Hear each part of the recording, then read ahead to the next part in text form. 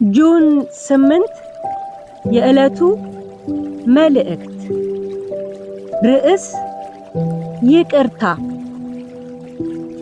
ዮሴፍም ወንድሞቹን ወደ እኔ ቅረቡ አለ። ወደ እርሱም ቀረቡ።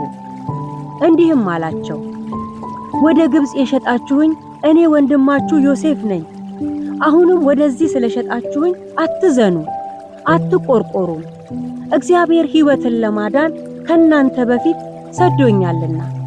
ዘፍጥረት ምዕራፍ 45 ከቁጥር 4 እስከ 5። ሰው ማህበራዊ መስተጋብር ያለው ፍጥረት ነው። ደስታውንም ሐዘኑንም ከሰዎች ጋር አብሮ ይካፈላል። ሰው ከሰዎች ጋር በሚኖረው ግንኙነት ያለምንም ችግር የሚከናወን ጉዳይ የለም። አብዛኛውን ጊዜያት ልዩ ልዩ የግንኙነት መሻከሮች ይከሰታሉ። የተከሰቱ የግንኙነት መሻከሮች በአሉታዊ መንገድ አድገው ጉዳት ሳያደርሱ በፊት መታከም ይኖርባቸዋል። መድኃኒቱም ይቅርታ ይባላል። ዮሴፍ በብዙ መንገድ የጎዱትን ወንድሞቹን መበቀል የሚችልበት የገንዘብ፣ የስልጣን፣ የተሰሚነት አቅም እያለው እርሱ ግን በቀልን ትቶ ይቅርታን አደረገላቸው። እኛም ይቅርታ የምናደርገው አቅም ስለሌለን ሳይሆን በእግዚአብሔር ሐሳብ ስለተማረክን ነው። ይቅርታ ጠቃሚ እንጂ ጎጂ እንዳልሆነ ስለገባንም ነው። ማህበረሰባችን ቂመኛ እንዲሆን ያደረጉ አንዳንድ አባባሎችንና መጠሪያዎችን መለወጥ ያስፈልጋል። የወጋ ቢረሳ የተወጋ አይረሳም፣ ደም መላሽ፣ እነዚህን የመሳሰሉት ነገሮች ይቅርታን እንዳንለማመድ አሉታዊ ተጽዕኖ ያሳድሩብናል።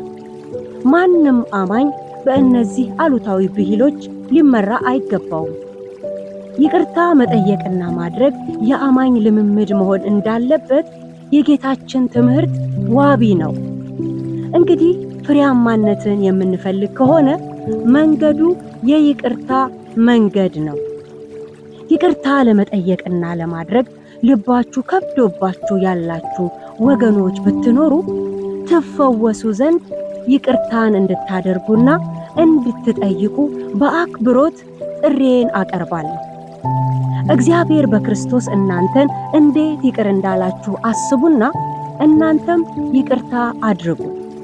ይቅርታ መጠየቅና ማድረግ የተሸናፊነት ሳይሆን የአሸናፊነት መንገድ ነውና የምናሸንፈውም የራሳችንን እልከኝነትን ነው።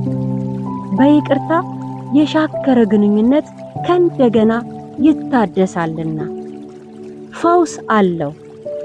ይቅርታ